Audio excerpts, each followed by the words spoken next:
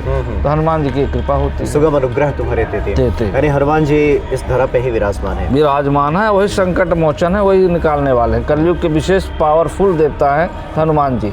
अगर किसी को संकट से निकालना है तो वो उन्हीं को निकालना है। ये उनको पास भगवान राम ने उनको पावर दे के गए। मतलब इस कलयुग के राजा संकट में जो तुम्हारा पूजा करेगा, अर्चना करेगा, सुंदरकांड पाठ करेगा, हनुमान चालीसा पाठ करेगा, मंगल का व्रत करेगा, चोला चढ़ाएगा, और जो भी संकट मोचन कह जाओगे, जो भी दुख में तुम्हें सुमिरन करेगा, उसका तुम संकट मोचन के दो नाम से पुकारे जाओगे और उस संकट से तुम उसको निकालोगे। इसलिए कलयुग में तुम्हारा विशेष कृपा अनुग्रह होगा, अनुग्रह तुम्हारे थे। कोठी बंगला मोटर गाड़ी जो देखे दुनिया सारी, कोठी बंगला मोटर गाड़ी जो देखे दुनिया सारी, सब तूने दिया है हनुमान, मैंने कुछ किया ही नहीं। वो सब तूने दिया है हनुमान, मैंने कुछ किया ही नहीं। कोठी बंगला मोटर गाड़ी ये जो देखे दुनिया सारी, कोठी बंगला मोटर गाड़ी ये जो देखे दुनिया सारी, सब तूने दिया है हनुमान, मैंने कुछ किया ही नहीं। वो सब तूने दिया है हनुमान, मैंने कुछ किया ही नहीं। धन दौलत परिवार दिया है, सुख सुविधा व्यापार दिया है।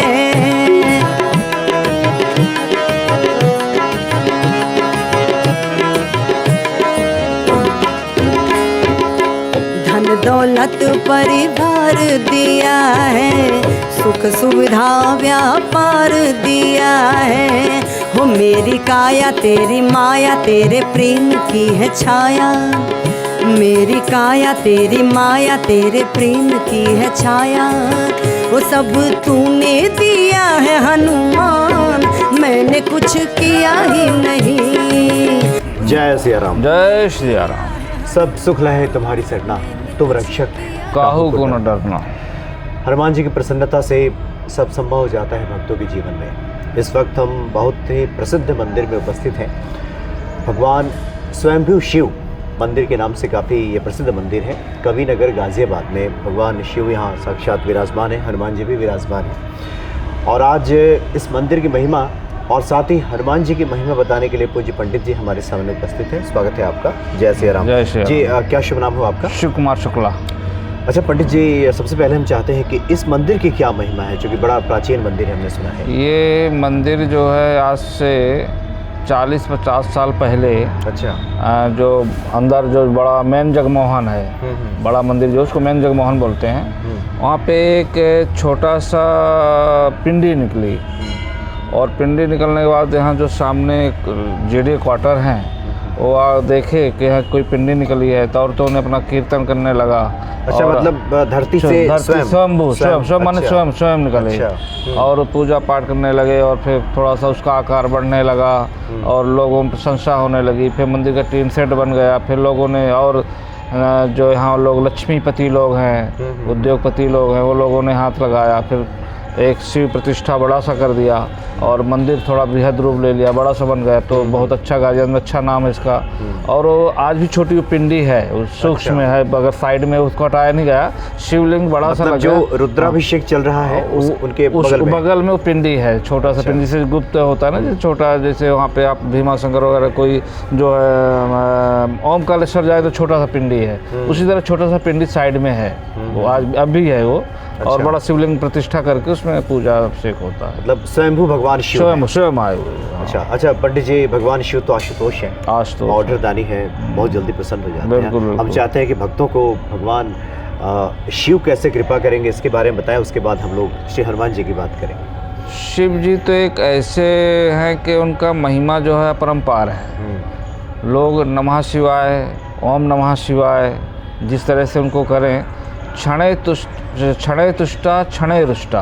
अच्छा, एक क्षण में खुश हो जाते हैं, एक क्षण में रुष्ट भी हो जाते हैं। और अवधरदानी भी कहते हैं, उनके बारे में पूर्व कथा भी जानते हैं कि कैलाश पर्वत में रहने वाले, हिमालय में रहने वाले, और सोने का महल बना करके और बहुत सुंदर महल भी बनाया, ये भी आपको पता है, प्राचीन कथा है। और हर स्त्री का होता है कि कोई हमें विद्वान पंडित मिले, अच्छा पंडित मिले, जिससे अपना हम गृह प्रवेश करें।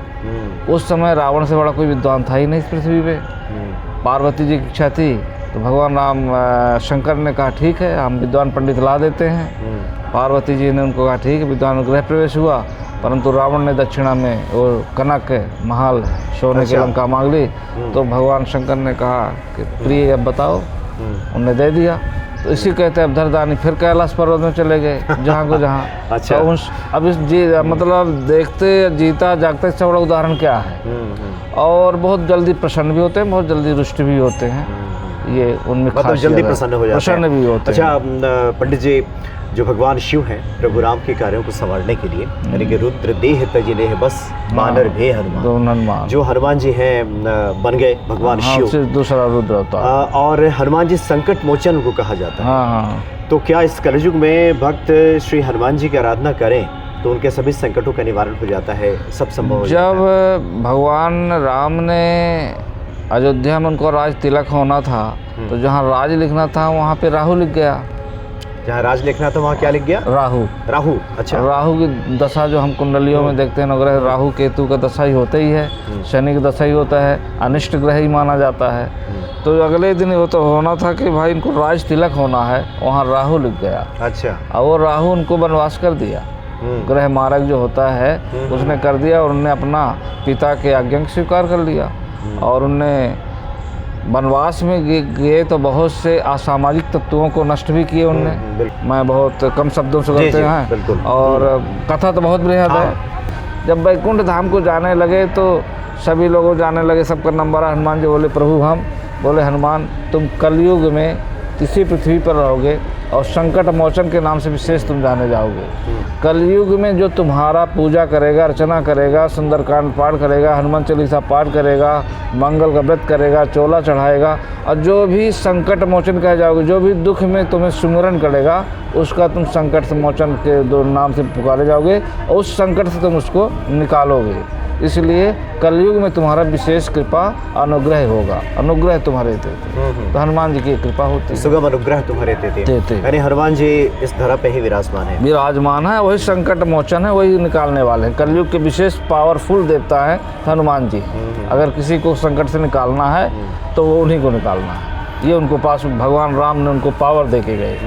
मतलब इस कलयुग के राजा संकट मोचन हाँ, हनुमान जी। अच्छा पंडित जी, क्या आप ज्योतिषी भी हैं? हाँ, ज्योतिष का भी रखता हूँ। अच्छा, ज्योतिषी भी हैं। अच्छा, आजकल जो लोग बहुत ग्रह बाधा से लोग परेशान रहते हैं, आजकल के समय में तमाम तरह की चुनौतियाँ हैं, रोजगार की है, गृह क्लेश है, धन संबंधी है, तो इन सब चुनौतियों से पार पाने के लिए हम चाहते हैं कि भक्तों को कुछ ऐसे उपाय कुछ अगर आप बताना चाहें। अब ज्योतिष आज 19वीं सदी और 20 सदीवीं का नहीं है, 21वीं सदी का नहीं, पहले से भी है, बिल्कुल, है ना।